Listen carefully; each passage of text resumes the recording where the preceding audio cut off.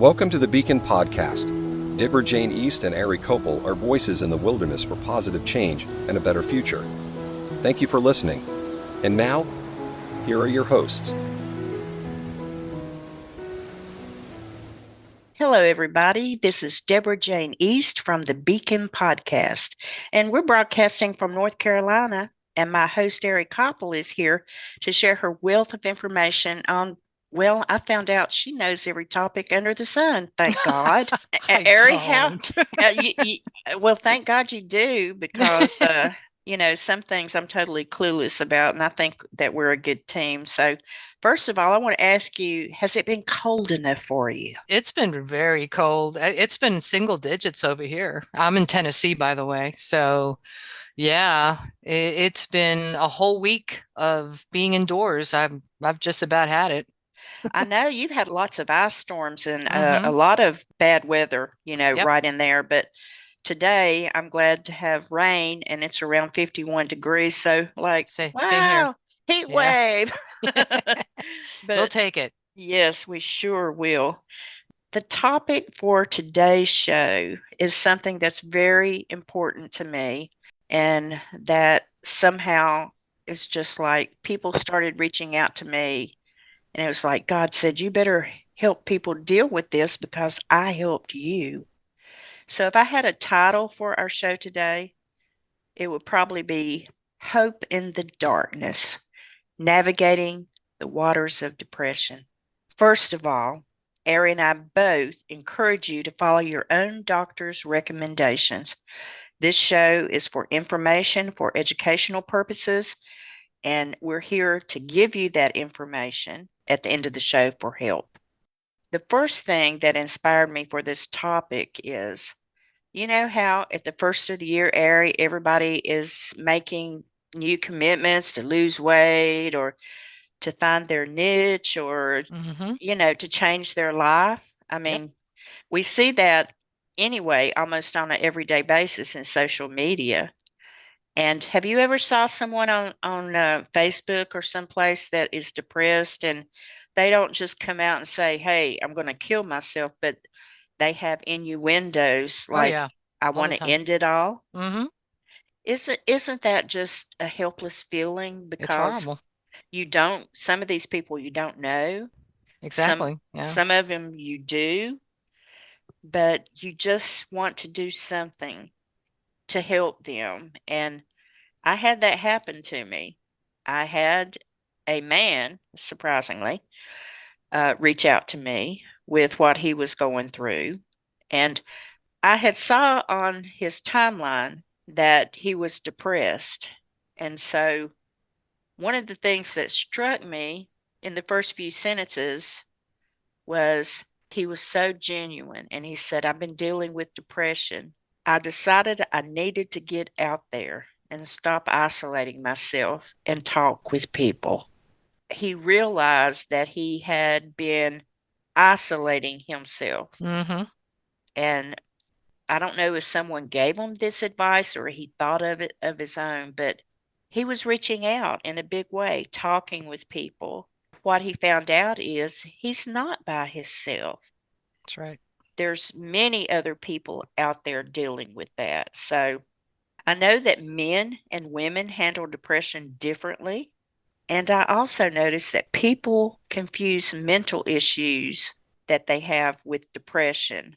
Like, I've known lots of people that were bipolar or they have borderline personality disorder. Mm-hmm. And a lot of people will see those things and think, well, hey, they're depressed. But no, it's a mental disorder. And they are two separate things, but they can dwell simultaneously in anyone. Now, that can be confusing. So, we're going to discuss the causes of depression, the differences in how men and women deal with it, and some simple suggestions and resources. And you might be surprised at this or not, but 800,000 individuals die by suicide every year. Wow. And 20% of the world's children and adolescents have either mental disorders or depression. So the worldwide numbers are 264 million people. Do you know some of the symptoms of depression offhand, Ari? Well, I could tell you that a lot of times it feels like you have hopelessness, like you are in a box, like the whole world is caving in on you. You just don't want to get out of bed. Sometimes it's brain fog, it's crying spells. Um, but it's pretty much trying to escape whatever it is that's gnawing at you. So yeah, I've had my little bouts with that when I was younger, of course. Yeah, me too. And Yeah. all those examples you named are good. And, the crying for no reason, I would do that. And I thought, what am I Hmm. crying for? Sometimes in adults, it can be loss of sex drive. Sure. You don't feel like doing your housework or you want to call in sick. You are tired all the time. You have no energy. Sometimes it can be insomnia. People that have heart attacks, I found out, are more prone to depression. So it could be physical or psychological. It could be trauma, family history of mood disorder, or it could be situational, like veterans. For a whole year, I did a show called Crisis in America that dealt with the 22 to 30 veterans every day that commit suicide Hmm. from what they had to see, hear, and endure. Yeah. So, this is a huge problem. And I'm sorry to say that mental health services has declined in the last few years because of Hmm. funding, but we so need it. Yep. So, what I would like you to talk about, Ari, first is some of other reasons that people can suffer from depression. And it's not always easy to spot, but you're going to talk about nutritional and a few other things. So I Hmm. want you to jump right on in that and tell everybody what you found out. Okay, sure. Well, definitely the situational is very important because a lot of people are living in situations, especially after the pandemic that we've all experienced, where we've had to be isolated, right? And so being away from people and being able to bounce things off of people, uh, expressing themselves or even that human touch, sometimes it takes a toll on our psyche. I missed Uh, getting a hug, didn't you? yeah, I did. I really did. It's funny because you said that because there was a client that I had that I was actually um, dealing with during that time, and she pretty much just broke protocol and just gave me a hug. And we just hugged each other for like the longest time, and pretty much we Oh, were strangers, yeah. But we needed that. We needed the human touch. So that was a very interesting situation that I experienced because she needed it and I needed it, and so holy cow, yet this is what they're trying to do. They're trying to separate people with this whole situation, right? This forced, made up situation, medical emergency thing.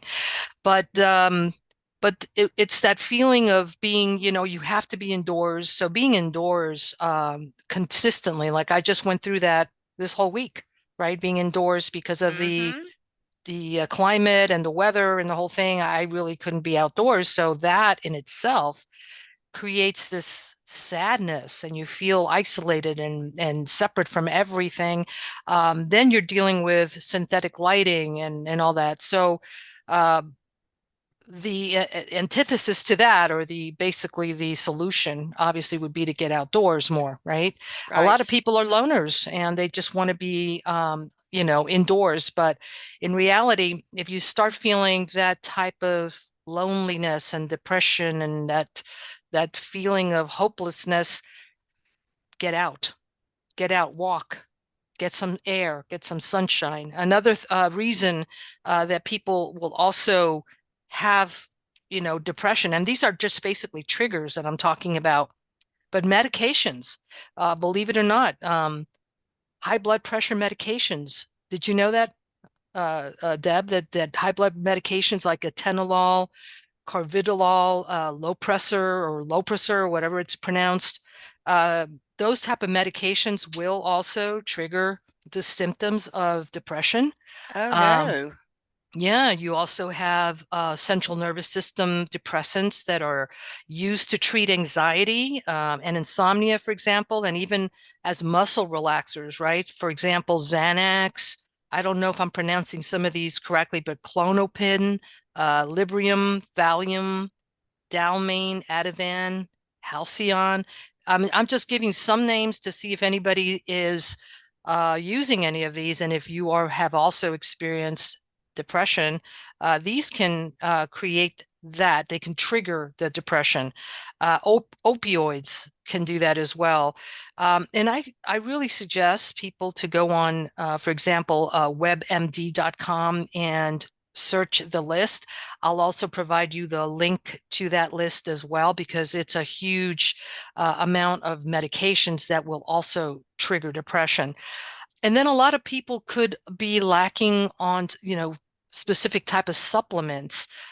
For example, I could tell you that if a person takes atenolol, for example, which is a high blood pressure medication, it tends to extract the magnesium from a person's body. Okay. And a person needs magnesium for all kinds of reasons, it allows your muscles to function correctly. It's wonderful for your heart. And it's also very important to prevent depression. So one of the supplements is definitely magnesium. If you're missing the correct amount of magnesium in your body, you might be suffering from depression. Vitamin D, Oh, especially if you're indoors. definitely. Yeah, if you're indoors a lot and you work indoors and all that, you're not going outside and getting sun and fresh air and things like that, then you're going to probably be lacking D. And so you really need to supplement that. Omega-3, vitamin C, melatonin, specifically because if you are not sleeping correctly and you have insomnia, that's going to trigger your depression as well. And there's a whole list of other supplements, and I suggest maybe going online, maybe on YouTube, checking out Dr. Eric Berg, Berg, DC. He has some really interesting YouTube videos on different supplements that would trigger and are actually, improve anybody who has depression, those type of symptoms. What kind of supplements you will be needing to help you with those symptoms? I had a client, she was cutting herself, she was Hmm. suicidal, and she had been under treatment for several months and nobody could figure it out. Finally, after a suicide attempt and she was hospitalized, they did a metabolic panel. She had low stores of magnesium. Do you see that? And once Amazing. they put her on that in 3 weeks, Hmm. she was totally normal Isn't that and has amazing? and has went on to have a productive life just from taking a magnesium supplement. Exactly. So imagine that. And this is a fact. I mean, this is medically proven. I mean, and again, people, please do your research. You can go in there and just search for magnesium and depression and see what comes up, what kind of articles, what kind of videos, and start learning what to do, because there's ways to combat this. This is not your destiny. Okay. This is not where you're going to end up. You don't need to be depressed. Um, but other triggers, the fact that you may be eating wrong, eating too much sugar, eating too much starches. The starches will just basically just rob you of your life force, of your energy. If you don't have that life force and that energy going, you're going to be depressed. And guess what? Parasites. Parasites are huge. They can cause depression. And if you're eating too much starch and too much sugar, guess what you're doing? You're feeding the Eating, parasites. Yeah, you're right. feeding them. And And they're these guys are antennas. They're antennas to that underworld, that lower vibrational, astral realm, and you definitely don't want that. and I worry too about contaminated foods because lately we've been hearing about plastic showing up in food, artificial hormones, all kinds of stuff. So Look Mhm. at those labels at what you're consuming. A lot of plastic bottles that people got water in That's right. turned out to have contaminants that Yeah. cause cancer. I mean, you have to really look at what you're consuming. Exactly. Yeah. So, fresh food, fresh fruits, fresh, the vegetables, try to stay away from things that are kind of prepared and synthetic and have a whole bunch of different, like Deb just said, a whole bunch of things that you can't even pronounce. That definitely is not going to help your situation. You're trying to get into the mindset of becoming healthy, and being proactive and having energy. Why? Because if you don't have the energy, you just want to be laying down all the time, and that is something that your psyche picks up. Well, woe is me. I'm just might as well just end it all. I mean, because you can't combat whatever it is that is eating at you. And the other thing is that we have to be very, very mindful of bad habits. A lot of people are into drugs and they may not even know they're drugs. It's not intentional, but they're taking those painkillers, right? Because they have to, and they have to take Right. these other things. And um, but drugs, here's what happens: drugs, tobacco, alcohol, porn, any type of degrading sexual practices, guys. I mean, seriously, what happens is that it opens up holes in your auric field. And again, there might be a lot of listeners that don't understand these terms, and I suggest you look them up because you're going to learn a lot more when you look them up yourself. But your auric field, it opens up holes, and what happens is it lets in uninvited guests like entities and things like that. So these go in there and they're attracting all kinds of, bad other things, from bad health, bad mental, or thoughts, bad thoughts. Um, it creates a situation where, it just leads, it's a domino effect. So if you're feeling ill and you have bad thoughts or negative thoughts, well, guess what? It opens up more holes and more come in. So it's a never ending situation. So you kind of need to see if there's any way you can stop some of those habits. And I could tell you that I'm an ex-smoker, and I was pretty much told, um, intuitively, right, that it's time to stop.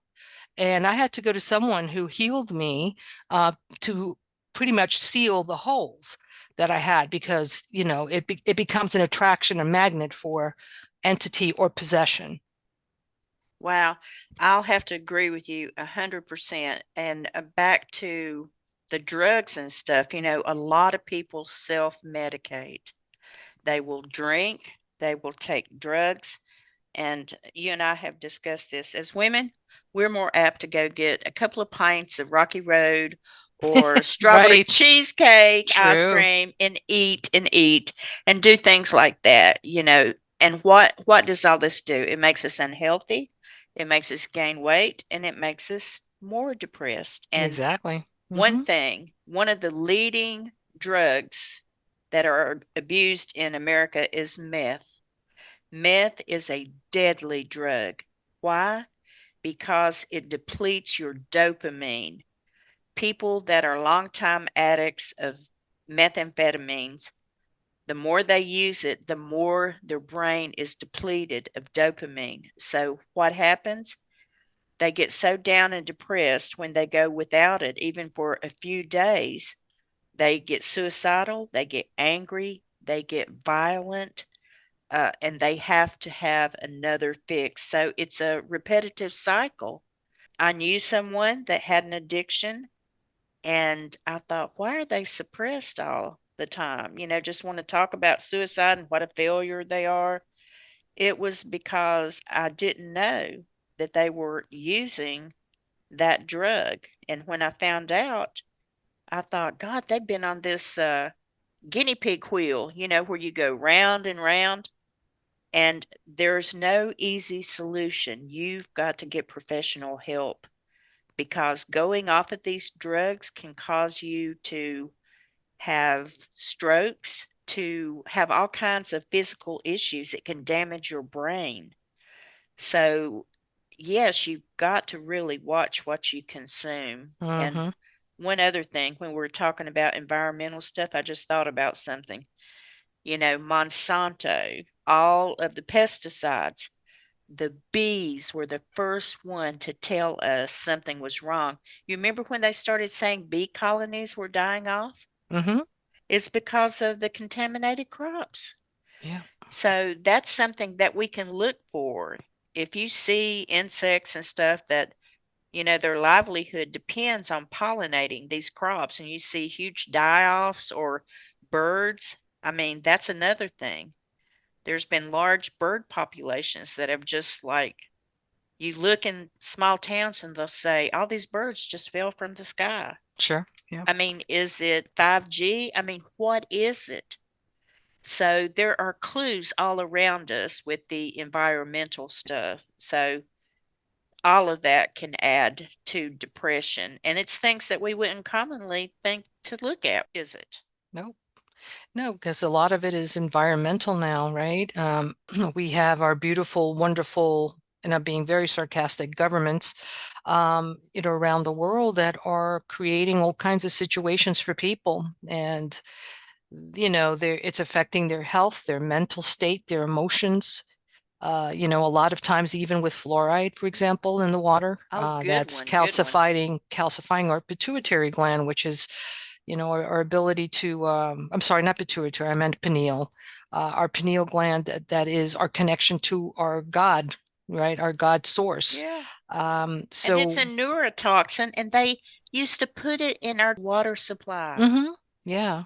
Well, in this water supply and the toothpaste and everywhere that you can imagine. So, it's a plan to separate people from being able to connect to a higher source. So when you don't connect to your God or creator, you feel, helpless in a way. You don't have hope, you don't have faith, you don't have anything. You pretty much kind of like dwindle.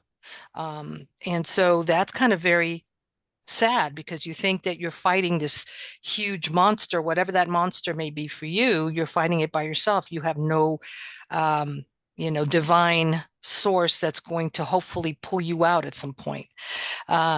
So that's not good. But the other thing, that we need to mention too is the fact that a lot of people carry these traumas, right, from childhood, Oh, yes, yes, you I know? did. I had childhood trauma, Hmm. and it was not till I was in my 20s that I learned how to deal with that. And trauma, I mean, is something that happens to you, similar could happen to me, and I don't, react the same way, so it really is how we handle trauma is really individual, like on an individual basis. To give you an example, sexual molestation of any sort.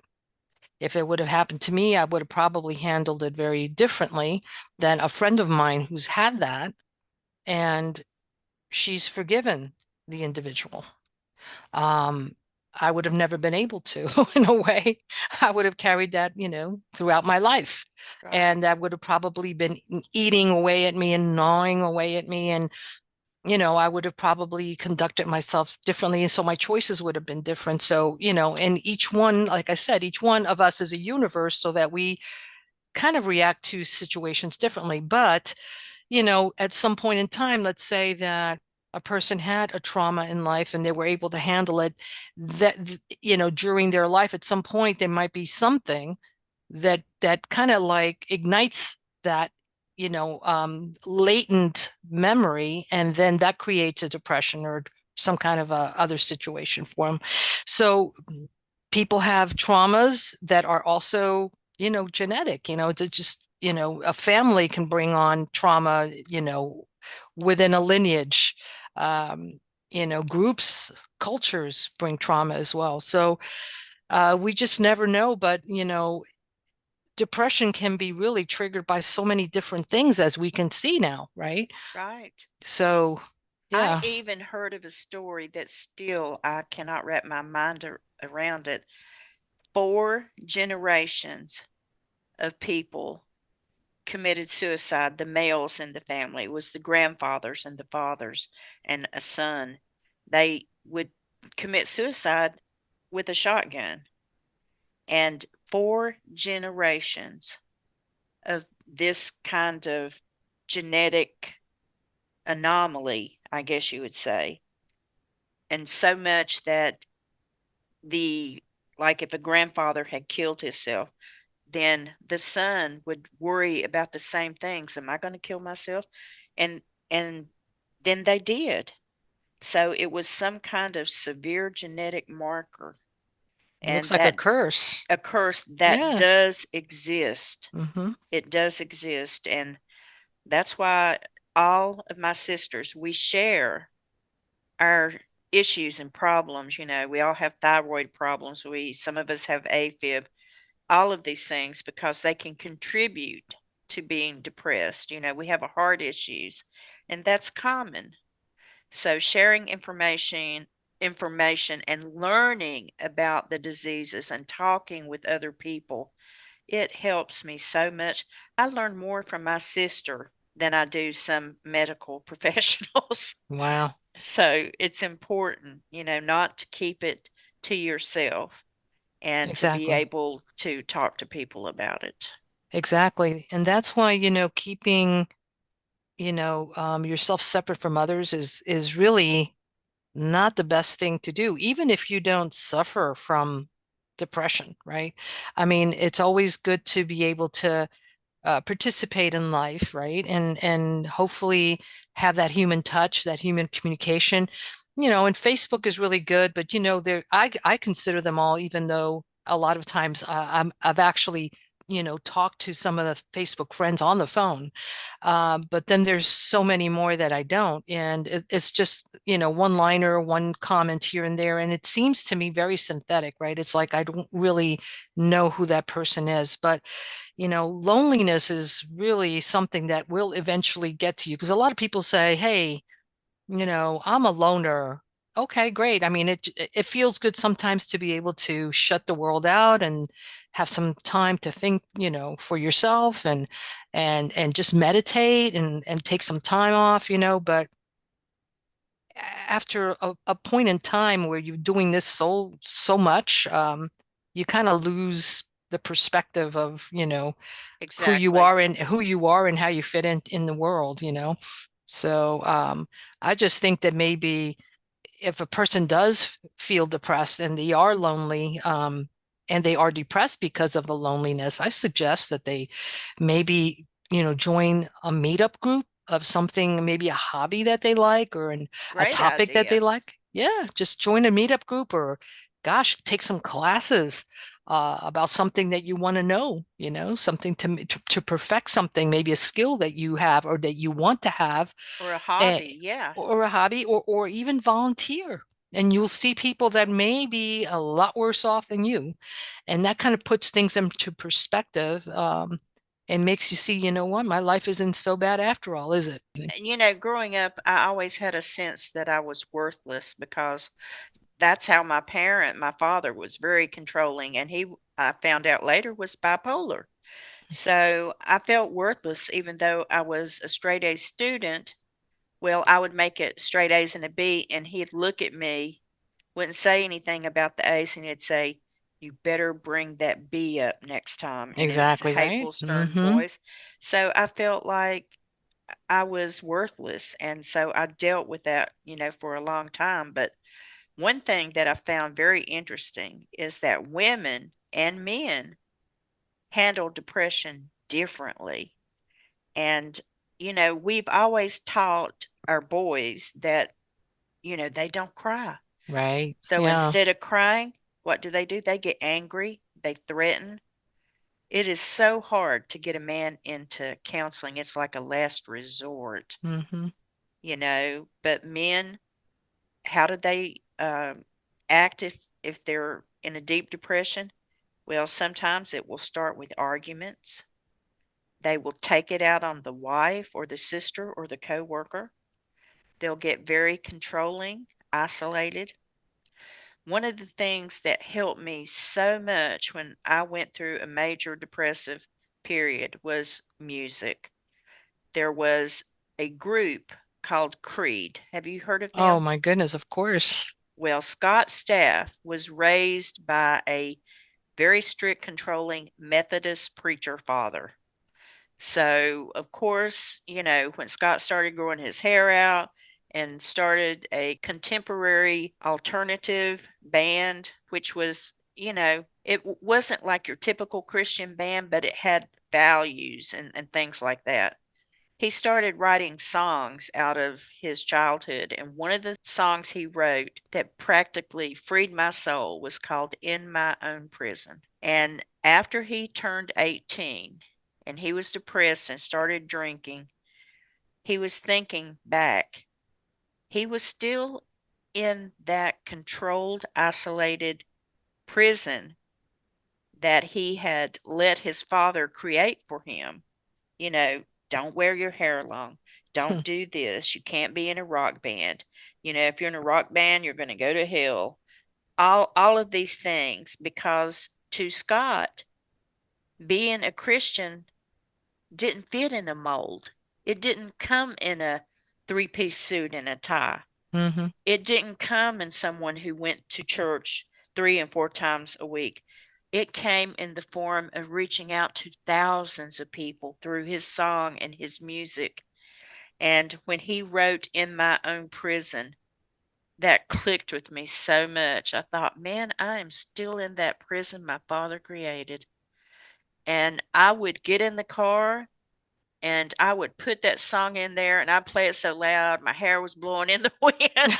It was like my own therapy. And music is a very important thing when you're depressed. You know, Absolutely. meditation music. Mm-hmm. Um, let's see, what are other kinds? Music that has ambience, like ocean waves, Mm-hmm. binaural beats. There's all kinds of music therapy that people can use for depression. So that's one thing, that men and women both can do Mm-hmm. to Yep. help with their depression. But Totally agree with that. I personally listen to one particular composer by the name of Jonathan Goldman. And the piece that I usually hear comes from, I guess, the album, if you want to call it an album, but The Divine Name. And that music I just play over and over, and it's constantly playing. If my microphone were able to pick it up, you would be hearing it right now because it's always on. And so it changes the frequency of my room, in my home, and I'm always in that frequency. So frequencies are very, very important to be able to change the frequency that you might have that might be lowered because of depression, because of mental issues, because of sickness, or whatever it might be, especially thought, because thought, emits frequency. The whole world, the whole universe is frequency. So if we can elevate it, even if we have to do it, by force, then use that tool. So let's, for example, a 528 hertz music will relieve anxiety, will also reduce stress. And it also helps you focus. So if you feel like you're a little scatterbrained or you're feeling a little bit of tension or anxiety or whatever, play music that's a 528 hertz, and you can find them on YouTube if you want. they have ones that are 5 and 6 hours of just rain falling on a tin roof, It's you amazing know, what it does. white Yeah. white noise, things like that. Mm-hmm. The difference is just almost immediate with me. Exactly, with me too. And I hope you'll give us the link to his music, the one that you mentioned, Absolutely. so Yeah. other people can check that Oh out. yeah. I mean, it's really amazing. But just know too that I would personally also tune into the 852 hertz. Anything that you can find that's 852, because it's the love frequency, and love conquers everything. It just shatters darkness. So definitely, if a person is feeling depressed or on the verge of going into depression, definitely start playing that. And you don't have to really spend money. Just go on YouTube and find 852 hertz frequency music, and just start playing it. Let play it as loud as you can that you can tolerate in your room or your home, and hopefully, you will start seeing results pretty immediately. Now, I've dealt with this a lot. You know how when you're trying to go to sleep and you can't turn your brain off? Yes, Like you start going down this one trail and then turn around and think about something else and you obsess about this. Listening to music helps turn your thoughts off. It helps turn off the anxiety because psychologically you're concentrating on the ebb and flow of the music, and you'll notice your heart rate will slow down. You'll mm-hmm. feel the tension in your neck and your legs and everything slow down. And, it takes some getting used to. Maybe the first night, it's only semi effective. Do it on a regular basis, set up a routine, and I can almost guarantee you'll see a change in your sleep patterns if you do that. Exactly. Yeah, I agree 100 million% on that. Um, and also, what I suggest too, because we're all human and we all deal with our own issues, and each one of these issues affects us differently. Like I mentioned before, how I would handle an issue would be different the way that you would handle that same issue. But if you start seeing yourself fall into dark thoughts, and you just have this desire just to not do anything, not get up from bed, and feel like really affected, where your emotions are, going to the point of making you sob or want to sob type of thing, I would suggest look at it and confront it, call it what it is. Hey, I might be feeling depressed. Don't run away from it. Don't try to sugarcoat it and thinking it's something else, because it could get better on its own, but more than likely you'll just fall into this dark hole. And my suggestion is, the way that I would combat it is, I confront it where I do the opposite. So if I feel like, gosh, I just want to keep, laying down in bed, I just don't want to get up. What's the point? What's the point? What's going to change? Well, get up. Get up anyway. Brush your teeth, take a shower, go out for a walk, and start exercising, at least walking in fresh air, getting some sunshine. Start calling people. Okay, start creating a list of things that a to-do list of things that you need to do or want to do. Like, for example, join a meetup. Hey, let's take a look at what's out there in my community. Get involved. Do the opposite of what this thing is trying to make you not do, which is just give up. And so that is what you have in your arsenal. It's your free will, Right. your free will, your life force to say, no, I know what this is. I am not going to fall for it. I am not going to give in. And I'm going to get up and I'm going to do everything that this thing is telling me not to do. And join life, because you have so much to give. There is a reason why we are all on the planet at this moment in time.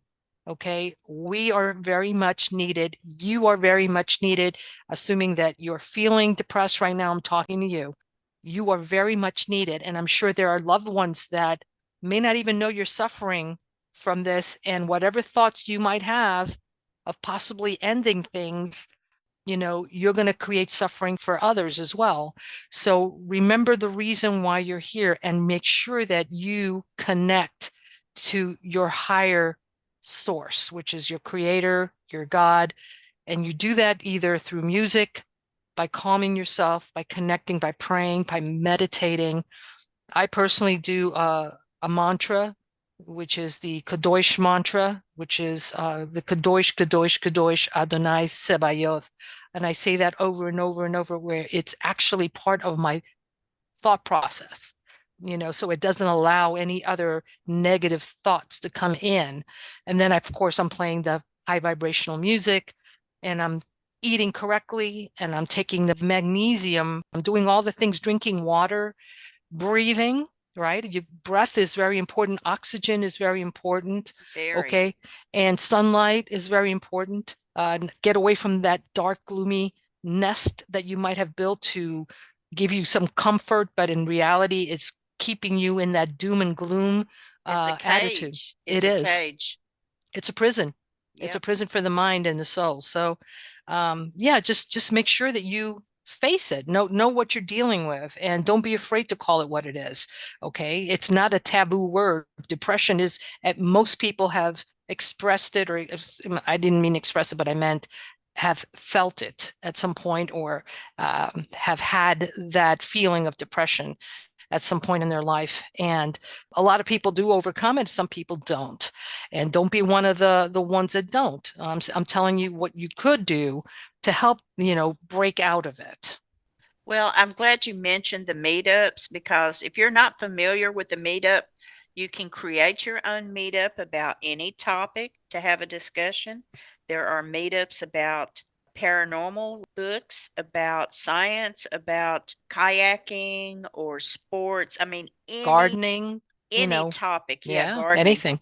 And you can attend these with other people, and some meet like weekly or monthly. I mean, there's probably all different kinds of times and stuff that can fit your schedule, but we'll post the link for that. But it's another great way to get yourself out there. And don't think if you go to one of these things and you get in, say, hey, I'm depressed, I'm coming here to get some help.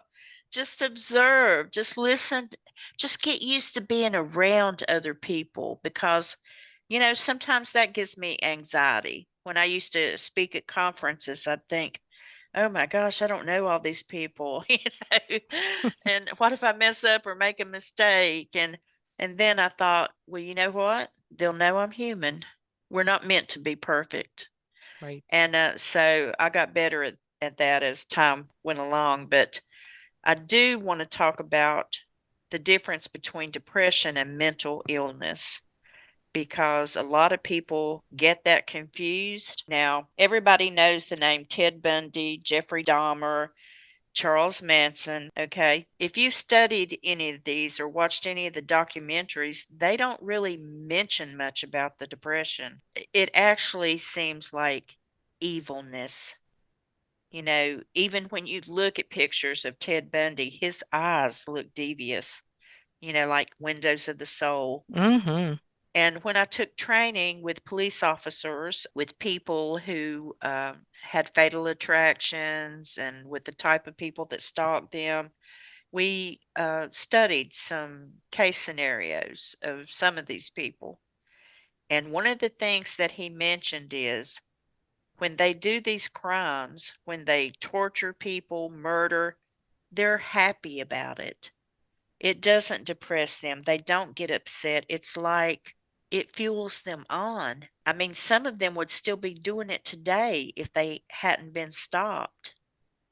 I mean, the Green River Killer, he was one, I forget how many victims he had. But the difference is they enjoy what they do.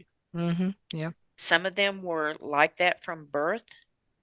I mean, scientists are studying the brains of some of these people that have been executed to see the difference in their brains and stuff. And they do find anomalies. So there is a difference if you're mentally ill and if you're depressed. So mental illnesses focus on disorders that affect how people think, feel, and act.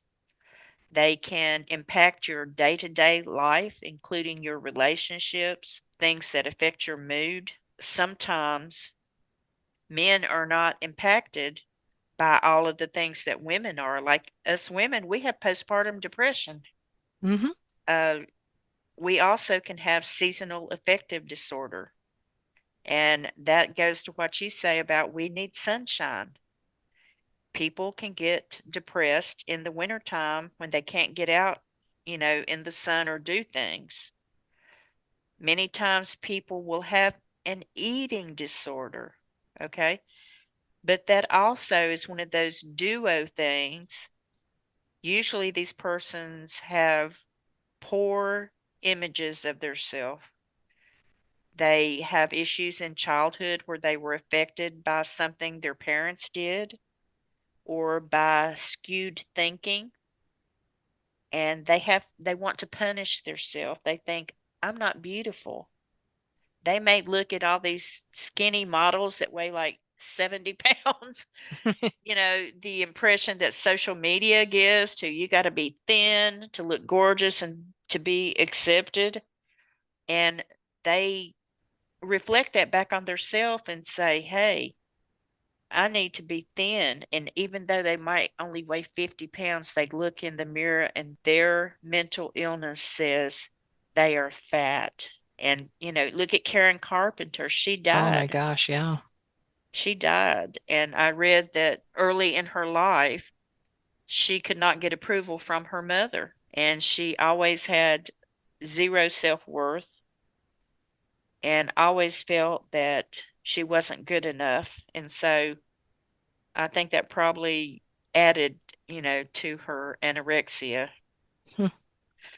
People with schizophrenia, they're usually not depressed. They're in like a different world. Some of them know what's going on. They know that they're schizophrenic, but they can't control it. I haven't heard a lot of them say they're depressed. They're confused. Yeah.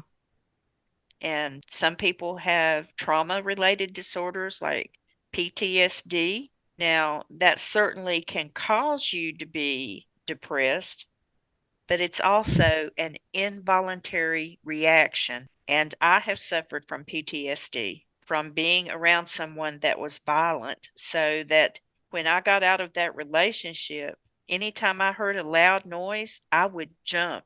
Oh wow. I would go, you know, it would make me startle. Mm-hmm. And or if I saw people arguing out in public, I just wanted to get as far away from that as I could. A lot of veterans, their PTSD is from seeing horrific things, going on in the wars, people getting killed and blood and, seeing their fellow officers, die. Yep. So they're having a reaction from what they went through. So all of these things are different, than just regular depression. I also Agree. think about, remember the school massacres and stuff? Mm-hmm. Um, the one at Sandy Hook, I think he was diagnosed as being autistic. Yep. And the other ones were all those teenagers, two teenagers. I know one of them, his name was Klebold. Was that Um, Columbine? Columbine, yeah. Yeah, See, I love this because you're half of my brain. That's why I love you so much, yeah. because you help me. You can finish my sentences. Yeah. But those two guys, I never read anything about depression. They were just always angry. They were angry. They were bullied some in school, but that didn't depress them. They just had something in their psyche that made them want to get revenge and to get a name for themselves. So there is a big, big difference in, being depressed and mental illness. So if you don't know what's going on, it's hard to treat it. The treatments are different for each one. Yeah. And, you know, like Ari has talked about, sometimes you need a change in the environment. Sometimes it might be your medication.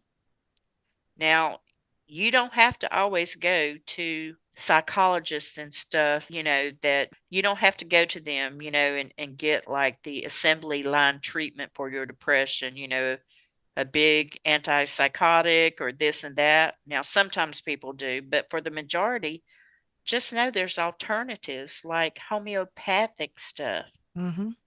I mean, there are things that you can take that are just as good, that are over the counter, than some of these psychiatrists can prescribe to you.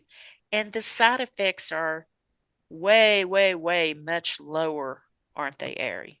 Oh yeah. And even something like aromatherapy. Have you ever tried that, Ari? Love it. Yeah, I I do do it all the time. too. Mm-hmm.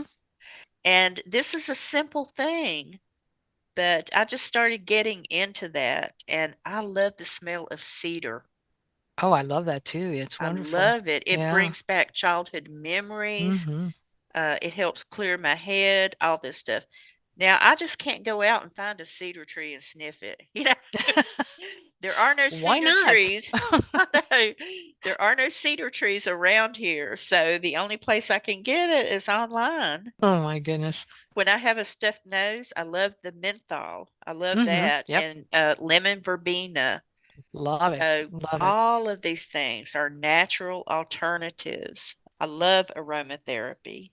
So those are things that you can do much better than some of these prescribed sleep medications. There was a thing a while back, I can't remember the specific sleep medication it was, but they found out like a very well-known senator, he took the medication, he had worked late, and so he went ahead and took the medication right before he started driving home because he wanted to go to bed immediately when Oh he no. got there. Well, what happened is he had an accident and it was a hit and run. Oh But, man. well, he had taken that medication, and then studies has shown that they can sort of put you in a pre-zombie like state and you're not supposed to operate machinery or drive a car. So Well, that's not good. some of those medications can be dangerous. The side effects that are not exactly welcomed, you know? Right. So, I yeah. totally agree. So we've talked about a lot of solutions, with homeopathic, counseling, group therapy, hobbies, books, volunteering is good. Mm-hmm. And that's one thing that I really enjoy. I volunteer a lot to mentor people, and I was able to mentor a young lady this week. She sort of just felt unfulfilled and she knew there was more out there. So, anyhow, to make a long story short, this past week, she just published her first book. Are you serious? Oh, that's Yes. fantastic. Her name is Dina Flynn. And since we started talking about it, and she decided she wanted to publish, it's been 3 weeks. And then I saw a couple of days ago, she says, my book is out on Amazon. I said, what? And Wow. she's so happy. She found her niche. There you go. And sometimes, this makes me feel good because I'm passing on a legacy. Mm-hmm. I have children, but none of them want to be writers. I feel empowered knowing that I can make a difference to That's someone. fantastic. That's just wonderful. And just so you know, too, for those that want to become writers or have that book inside of them that is burning to come out, and you just don't know how to do that, there's a lot of meetup groups that cater to writers. I strongly recommend to do that because I did that before even writing the 2 books that I've written. I joined a lot of meetup groups to find out, okay, well, how do you put a book together? How do you find a publisher? How do you? And the next thing you know, now I'm a published author. So definitely, if you have something to say and it's just inside of you and it just wants to come out, definitely join a meetup group that has to do with how to write a book, how to publish it, and all that good stuff. Well, I'm glad you brought that up because that leads me to the next thing I want you to talk about is both of your books have tools in them to help people become more familiar with things that they can do to get themselves out of a rut, to help them make sense of sometimes, people have chaotic lives Hmm. and they feel so weighed down. I mean, I can remember thinking, I just wish a hole would open up and I could just jump down in it and not come out. Yeah, I And know the feeling. yeah, so you want to mention both your books, and we will put these links at the bottom of the podcast description. But tell us a little bit about your books and what kind of tools they have in them that can really help people. Okay. Well, the first book that I wrote was Spiritual Warfare and the Art of Deception, uh, the hijacking of spirituality. And the point of writing that book was to help people, I guess, identify deception in all forms, political, spiritual, and religion. Even when a person is, you meet a person for the first time and they're coming across as, a certain way, and for you to be able to actually pick up on what they're really all about, so that you don't make a mistake and maybe invest in something that they're trying to sell you or whatever it may be. Spiritual warfare, the art of deception, kind of gives you the tools that allow you to pick up on deception of all types of forms. So that's definitely very important, especially nowadays. You want to make sure that you're not listening to the wrong channel on TV, whether it's a person, even channeled Oh, information. We yes. talked about that the other episode, the other podcast. There's a lot of channelers out there with names and podcasters that are putting out incredible information about white hats and things like that. Well, this will give you the ability to discern. So that's really important. The next one that I wrote was getting back to source, tools for connection, protection, and empowerment. And the point of that book is to allow you to be able to connect to source, your creator, your God, however you want to call that higher power. And to be able to do a list of things, different protection tools that will help you become empowered and shielded against all negativity, psychic attacks, all kinds of things, and to be able to get healthy, to be able to heal yourself and others. So this particular book is a manual that I feel should have been given to everybody when they were born, because it really puts you in a totally different league. You're able to navigate in the world because you're not of the world. So you're coming from the perspective that you're a being of light, that you're basically in the world. Again, you go to work and you function, then you go back home. Same thing here. You're attached to your higher home all the time. So therefore, you're always empowered, always protected, always manifesting goodness and financial, abundance. So Oh I my hope that kind of helps gosh. you. Oh, yes, it does. Oh, I can see just how much this would really lift someone and help them to get on higher ground. So I urge everybody to check out these books because I have read books, that have totally changed my whole outlook on something. So this is certainly a good tool for everyone. And I want to mention a couple of other websites that we'll list. There's one called Hub of Hope, and you just put in your location and they will find you resources close to you so you can get help. We're also going to put up a depression screening website. It goes over risk factors and resources. And last, there is a suicide prevention hotline. All you do is dial 988. It's the Suicide and Crisis Lifeline, 988, because we can all help prevent suicide. They provide 24/7 because depression isn't just a 9 to 5 thing, it's a 24-hour thing, Mm-hmm. It's free, it's confidential. They will support you if you're in distress. They will help you with prevention and resources. Please, if you're out there right now and you don't think you can make it, I want you to know that just call 988 and they will set you up with someone that can help you. So please do that. There is also one more hotline called Samaritan's 24-hour crisis hotline. And this is specifically for people that are dealing with issues. It might be spiritual based, problems like that. Well, the Samaritans don't mind talking about those issues because sometimes our spiritual life can depress us. We may be going to a church and we find issues within the church and we need to talk to someone that's going to not be biased. So this is a really good safety net for people. So this show has been so informative.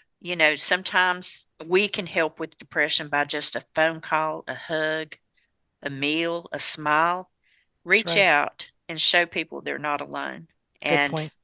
this is the Beacon Podcast, and this is what we do. We want to shine a light on this. And we do want to say that our next show, we're going to be dealing with children in depression.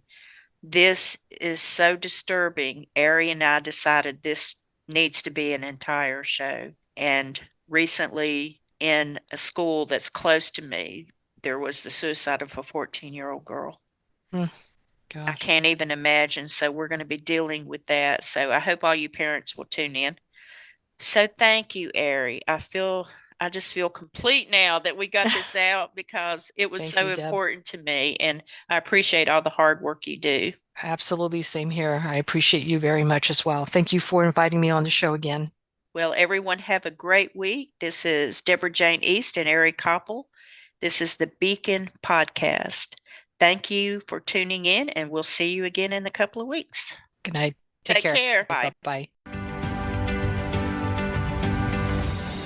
You have been listening to Debra Jayne East and Ari Kopel on the Beacon Podcast. Be sure to like and subscribe to Rumble, BitChute, and YouTube to catch our next episode.